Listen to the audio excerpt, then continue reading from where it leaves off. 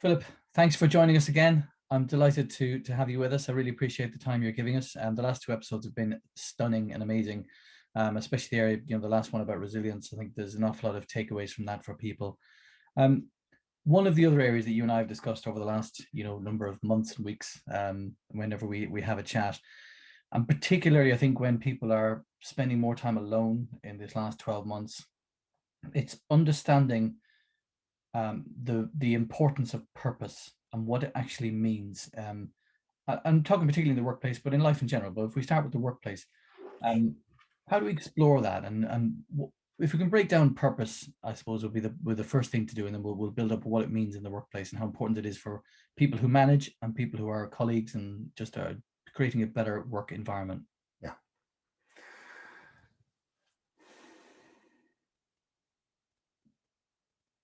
Time was not many generations ago where the purpose of going to work was to put money on the table and food in the belly.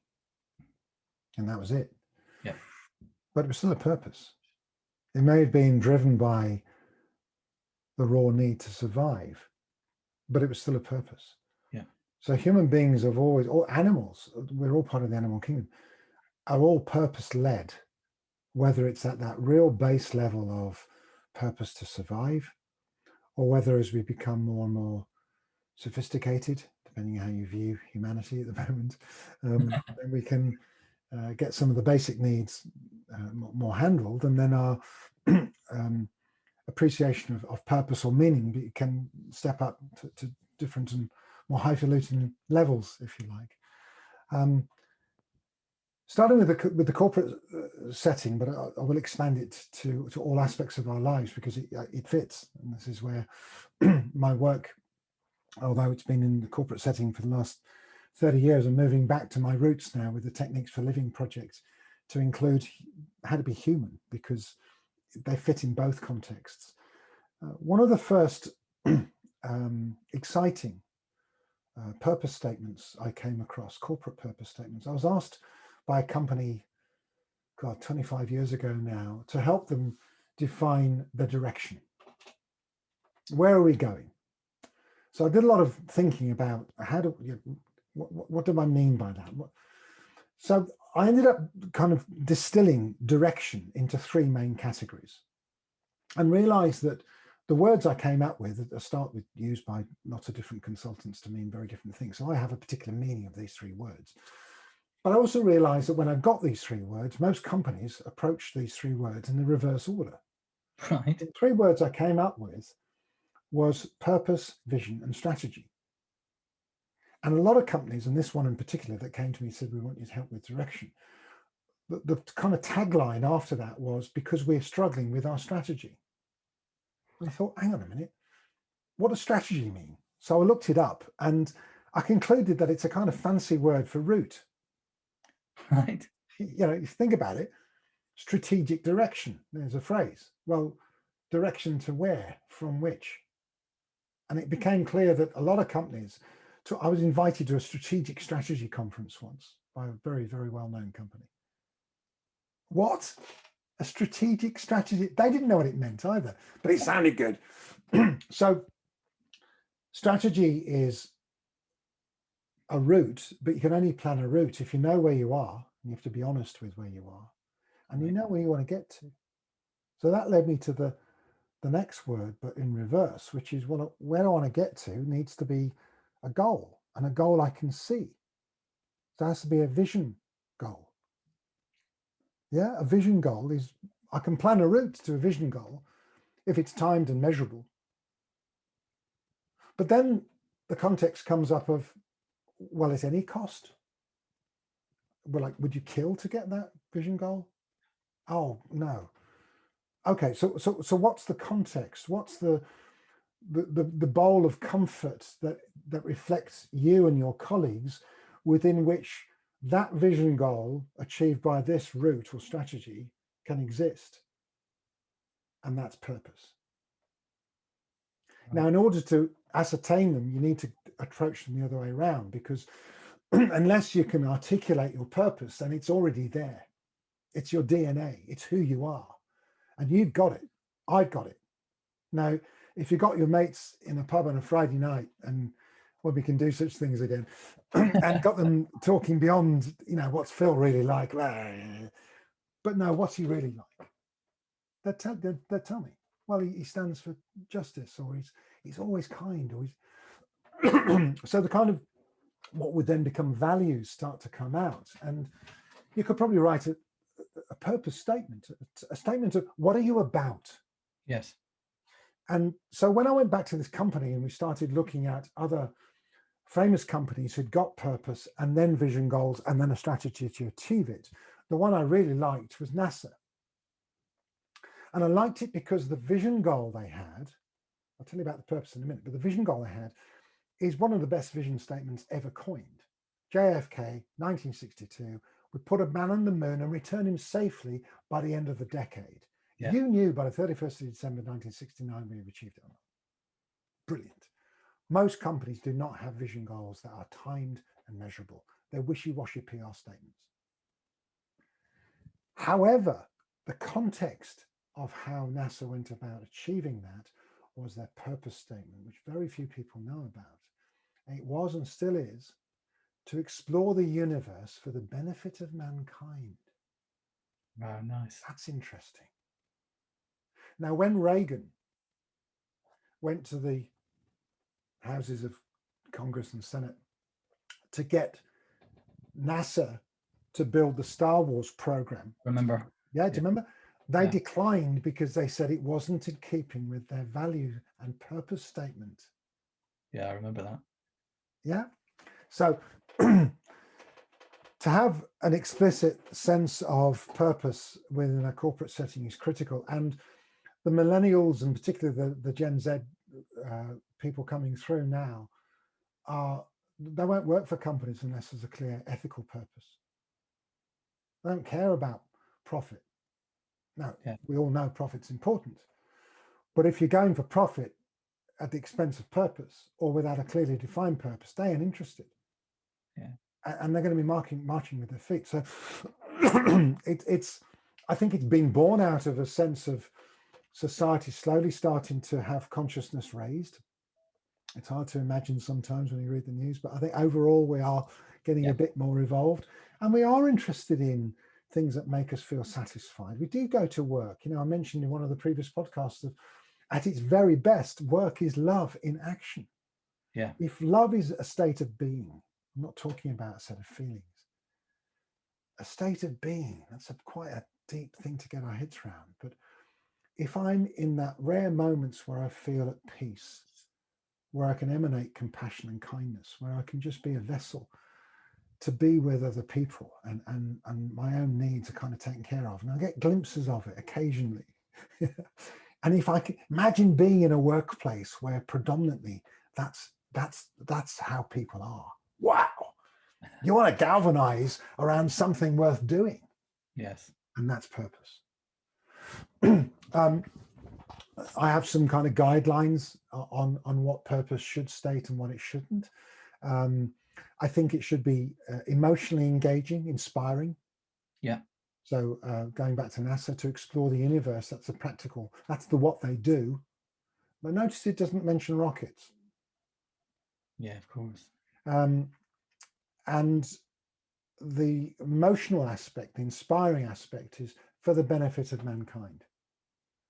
I worked with an electronics company for a number of years, and they came up with a folding 3-pin plug charger that folds completely flat. First in the world to do so. And they've got a 45-watt version coming out now that will power a laptop. So no brick, no thick cable, no plug on the end. Literally, this thin charger that plugs straight into the wall with a thin lead coming out of it going straight into your laptop. And you pull it out the wall, and the 3 pins, the bottom 2 pins swivel, so they're all in line, and the flanges that stop it going in the wall go around it. Amazing. Nice. Their purpose statement, which I worked with them on, took us a day to get there. And again, I drew it out from the founders. It's who they were. The first thing was, we're only interested in game-changing ideas. So our purpose is about game-changing ideas. So they won't do Me Too products. They've been approached by loads of phone companies and laptop companies to redesign plug holders or cases that you can put the lead around. No, not going to change the game. Now, it's a kind of rod for their back, but that's what it's about. So I said, okay, so game-changing ideas. So you're going to bring game-changing ideas to market. I went, no. Why? Well, some of them we might want to do for free if it betters humanity. So they're working with an Afghani guy who'd come up with an idea for a mine clearance GPS, like a football, bomb-proof, but with lots of holes in it that you put broomstails in it, put suction pads at the end of those broomstails that you could buy at a cheap shop, tie kites or bits of cloth in between it. This is for Afghanistan, they love kites. Roll it across a minefield, wind carries it, hits a mine, blows it up, doesn't matter. Retrieve the thing in the middle, the GPS tells you where it's been. You can plot a course that's safe. Wow. So bring to life. Oh, got an alarm. So bring game-changing ideas to life. And then I said, there's something missing. And one of the two directors in particular has got a lot of energy. And he said, what's missing? And I said, that. I said, how would you describe that? And he said, well, I'm very passionate. Okay. So their purpose statement became to passionately bring game-changing ideas to life. Nice. And when he said it, we got it. We didn't have to focus group it. We knew it. It was for internal use only, and purpose statements predominantly should be. You stick it on the wall, live with it for a while, and if it's right, you know it's right, because every time you look at it, your energy goes up. And so having a purpose statement that you can rally around and also use as a litmus test for when you come up with the next set of vision goals, which should be timed and date bound and measurable and very practical. And does it fit with my purpose? And can you do that personally? Absolutely. Not only can you, but you should. And I very tentatively use the word should because it sounds like an accusation. But I'm only saying should because we do it anyway. And if we don't make it conscious, it's the thing that can often trip us up, particularly in relationships. So every relationship will have a purpose. The opportunity is to name it or not. Right. Now, it can sound very antithetical to what I may have appeared to be about in these sessions, to say that relationships can be kind of reduced to a shopping list. But I think they can. You know, if you've got a marriage or a significant other relationship or a friendship or mates at the social club or the gym, or, you know, we've got a whole range of relationships. Some of them aren't ships, they're dinghies. They're kind of acquaintances, and, you know, a relation dinghy because it doesn't take much to upset them. They capsize and you walk away from them. That's fine. You know, life's full of acquaintances as well as relationships. But one of the things that will take an acquaintance, a relation dinghy, if you like, into ship territory is if you have a sense of, oh, they're my kind of person, or we like doing stuff together. And I like that person. So it may be that the purpose of your relationship with your closest male friend, maybe we go to the pub, we have a few bevies, we have a bag of crisps, we shoot the breeze, we have a great time. It's stress-free and it's lovely. So if you were to articulate on a piece of paper, and I'm not suggesting you do because they probably think you're a bit weird, what is the purpose of that relationship? You could say to have a laugh, to be mates, to be light. Great. And that relationship might not contain emotional disclosure when you're going through a hard time with your wife. And it's good to know that. Yeah. And I've done a lot of work with married couples and significant other couples in my non-corporate work. And often if people come to me saying that their intimacy is struggling, I'll often hear that as initially meaning that their sex life isn't working well. And often I'll ask them about whether that's true, and they'll say, yeah, you know, that's what we said, our intimacy isn't working. Oh, that's interesting. Because I don't always hold intimacy as being physical. Another wordplay, intimacy, into me you see. Into me you see. At the core of relationships, any kind of relationship, and I'm not talking now necessarily about a physical relationship, I'm talking about friendships, I'm talking about work colleagues. If it becomes more of a ship, there will be a degree of emotional transparency. We will show up for each other. And we will be able, we will be able to see each other. Into me, you see.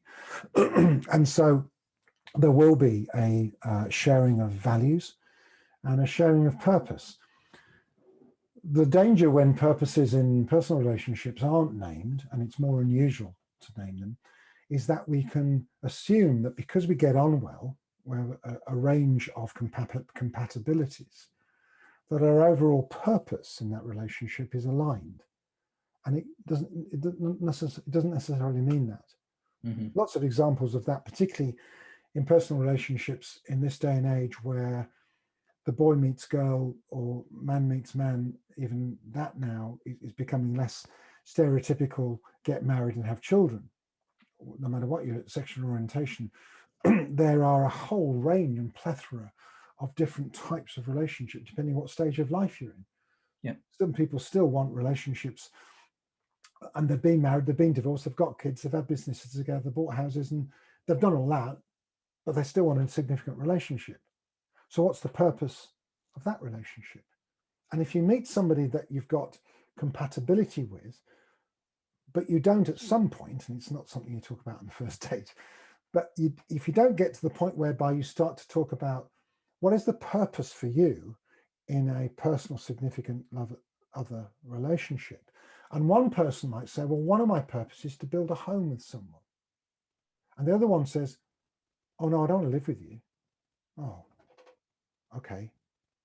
Well, perhaps our purposes aren't compatible. Aren't aligned. A slightly simplistic example. But I think having purposes that can be clearly articulated within relationships can help the longevity of them. And also, it's good to have purposes that are long-standing. I mean, I've worked with one couple for 4 years whose purpose was to get married. And I kept saying, okay, and what's the long-term purpose? Well, they'd kind of talk about it a bit, but they'd always come back to getting married. Right. And then they called me a year after the wedding saying, can we talk to you about how to get divorced? Because it ain't working. Yeah, because they've reached the goal. The goal was to get married. That was the purpose of the relationship. Yeah. But that's been, I mean, I love purpose. I know how strong you feel about that. And I think it's really important that we all look at our purpose in terms of, let's say workplace, in terms of, are we aligned with the company? Are we aligned with the firm? Are we aligned with our colleagues, etc.? I know that obviously you run Techniques for Living. You're the founder of Techniques for Living. I'm keen just for the audience here, if they could have a couple of quick things for them to think about, and obviously seek you out at Techniques for Living. We'll put the your URL for your website at the end of this podcast. What would you say if for improvement of situation or living? I guess everyone's different, but if you were to give your 3 big tips, and they can seek you out and get further information on them, but what would be your top 3 to think about for a better life? Well, I'll give one tip from each of the 3 sections. So Okay. the 3 sections are on personal management, interpersonal communication, and relationships.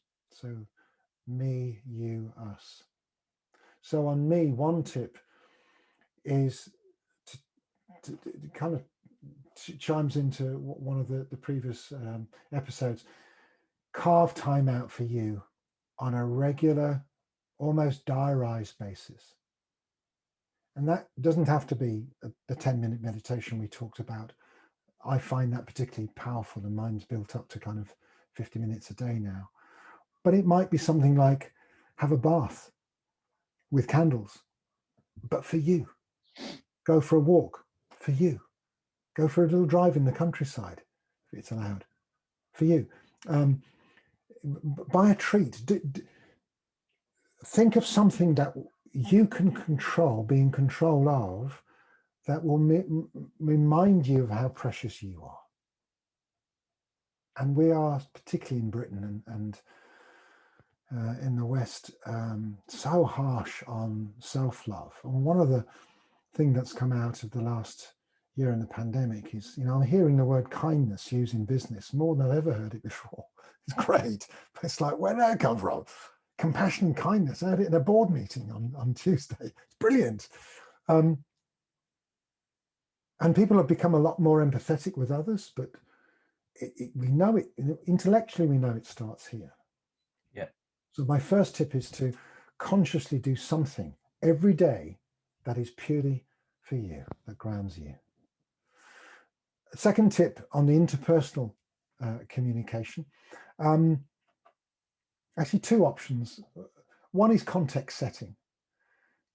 Take a bit more time to paint a picture in words, particularly when you're requesting something. Don't just say, would you do this for me? Unless it's within a context that's already shared or understood.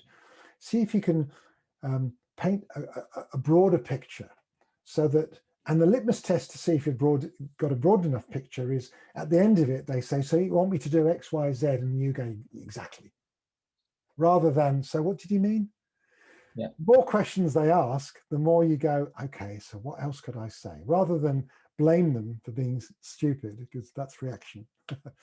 Set a broad enough context. So when you say, what have you understood from what I've just said? Never say at the end, do you understand me? Because they may say yes. No question. Yeah. So say, so what do you understand what I said? And if they repeat back basically what you've said, the essence of it, great, you've said a broad enough context. The other one is practice listening.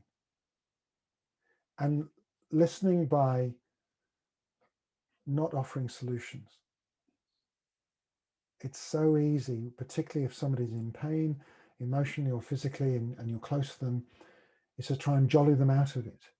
Somebody has a few tears, and in handing them the tissue, you take them out of the tears. And sometimes just giving them space to shed the tear or said the angry word or express their frustration or whatever they're feeling. And is there anything else you want to say? And how does that feel? And even, perhaps ask a couple of questions to actually tease out a bit more, and watch for the energetic shift when they go, no, that's fine for now, thanks. So practice actively listening and giving space. And the third one on relationships, on the us. The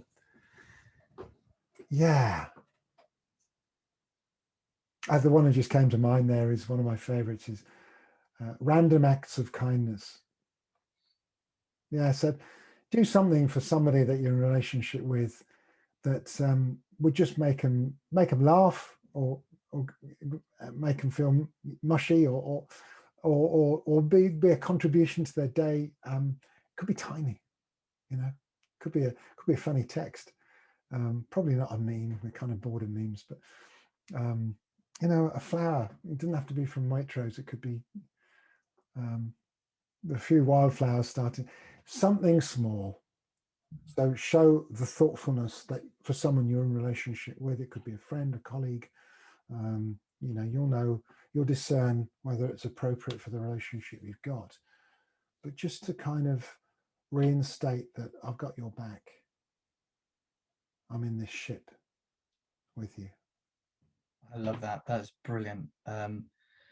Philip, what can I say? It's been absolute pleasure over these few episodes to record, and I hope we can do more in the future. I know that people can seek you out at Techniques for Living. Like I said, the website address will be at the bottom of these podcasts, and obviously people can either reach out to me or reach out to you on LinkedIn as well and find you and find us. But for now, I'd just like to say thank you so much. It's been insightful and a delight, and I look forward to talking to you again in the very near future. I really enjoyed talking with you, Phil. Thanks.